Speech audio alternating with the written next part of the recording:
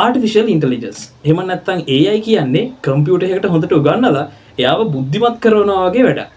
ඒ කියන්නේ හරියට නිකන් අපි එක්සෑම් එකකට කලින් ගොඩක් ප්‍රශ්න කරලා පාඩම් කරලා එක්සෑම් එකට ගිහින් හොඳට ලකුණු ගන්නවා වගේ AI කෙනෙක්ව අපිට පුළුවන් එක එක දේවල් මත ට්‍රේන් කරවන්න.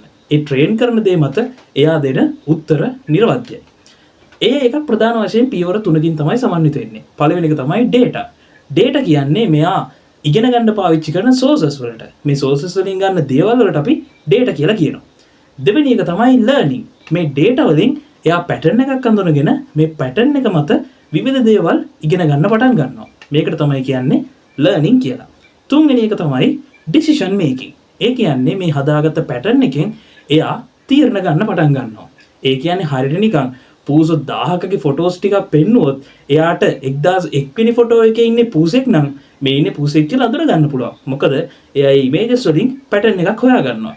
ඉතින් ඔන්න ඔය වගේ AI කෙනෙක් කියලා කියන්නේ ගොඩක් බුද්ධිමත් දෙයක්. ඒ වගේම මිනිස් විසින් හදපු දෙයක්. මෙයාට හැඟීම් දැනීම් නැහැ.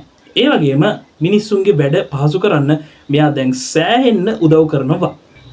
මේ වෙද්දි ටෙක්නොලොජි එක සම්බන්ධ වෙලා තියෙන හැම ෆීල්ඩ් එකකම AI කෙනෙක් ඉන්නවමයි. ඉතින් ඉස්සරහට අපි බලමු මේ AI නිසා අපේ ලංකාවට වෙන වැදගත් දේවල් මොනවද කියලා.